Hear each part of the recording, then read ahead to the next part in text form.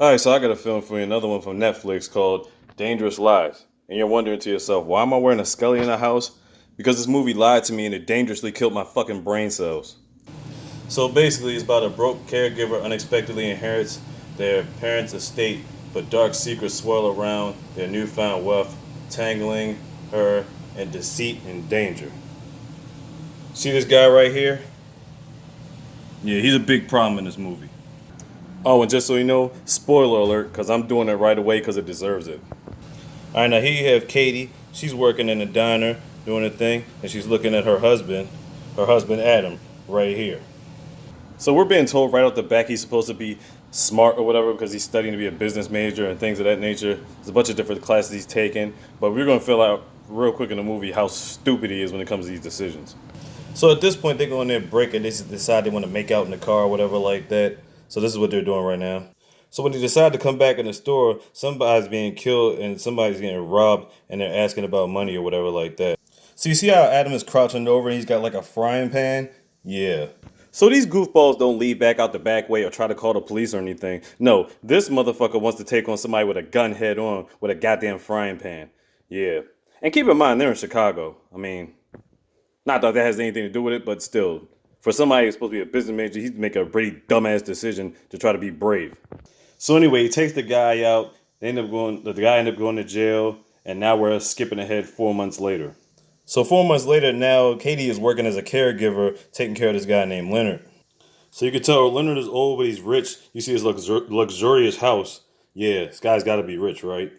So you have Leonard, easygoing guy. He's just relaxing. He's 88 years old. He needed a caregiver. You know what I'm saying? Katie was there to come through in time.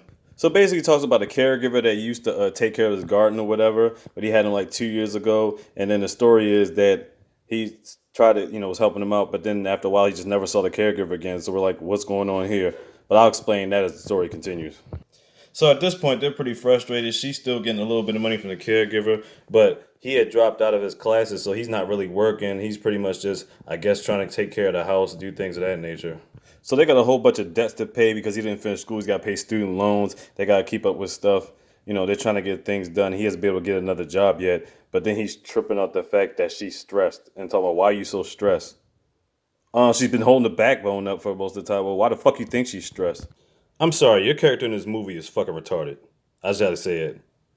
So at this point, Katie just gets him a job gardening for the caretaker that she's working with or whatever, so he can earn some extra money to bring towards the house and things like that. So she gets a knock at the door, and here comes this guy named Mickey Hayden. He's playing himself like he's supposed to be some type of realtor or something.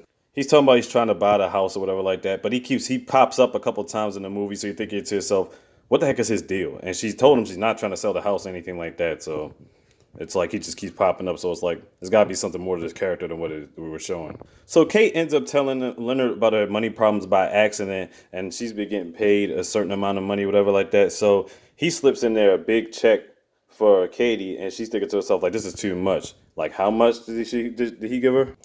About 7,000, right? Yeah, that's a lot for a caregiver."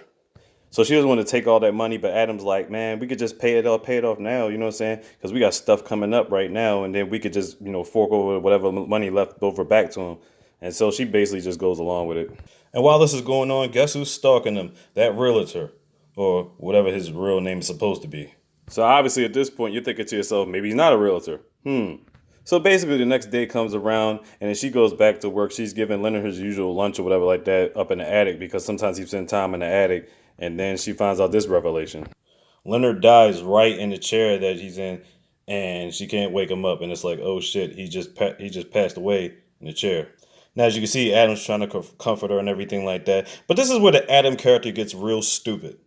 So Adam finds this key and he's like digging around through the attic and stuff, and they're asking about other random ass questions, and then he finds a treasure chest full of money. It's like $92,000 in it or something like that. But my first instinct is thinking to myself, did anybody call the police? I mean, the guy died of natural causes. You didn't kill him, nothing happened. You know what I'm saying? Like, what the fuck?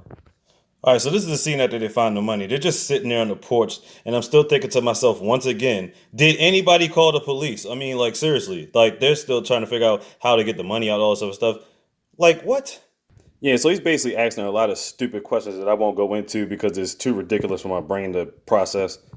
So finally, the police come. They end up carting him out, taking him, and they're asking him a whole bunch of questions about what was going on. How long has he been working there for Mr. Leonard and things like that.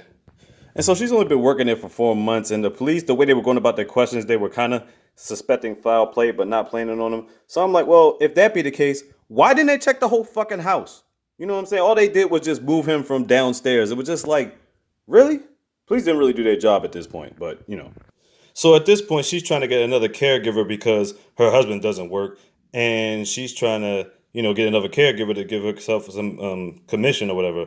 But the problem is, he can't give her another caregiver because it's an ongoing investigation with the case. So basically, she's technically out of a job too. Meanwhile, while all this is going on, the husband's back in the house, and somebody broke in the house. So he going down there to investigate, and ends up getting attacked by a mystery guy. Somebody attacked him. But clearly they weren't after him. They were after something in the house because he's able to pick up his phone after being attacked and get a call from Katie. So he tells her that somebody attacked him or whatever like that, and he's trying to find ways. They're still talking about finding ways to do this with the money, this the third with the money. I'm like, how about this? How about the first thing you do is add a fucking security system in the goddamn house? Like, really? Instead, he's going out spending money on frivolous things, buying a new watch. It looks kind of expensive, right? I'm like, you need to be careful what you're spending. He's buying like fake tracker phones and shit like that. I'm like, what are you doing? We see why you dropped out of your business management courses because you're making a lot of dumb business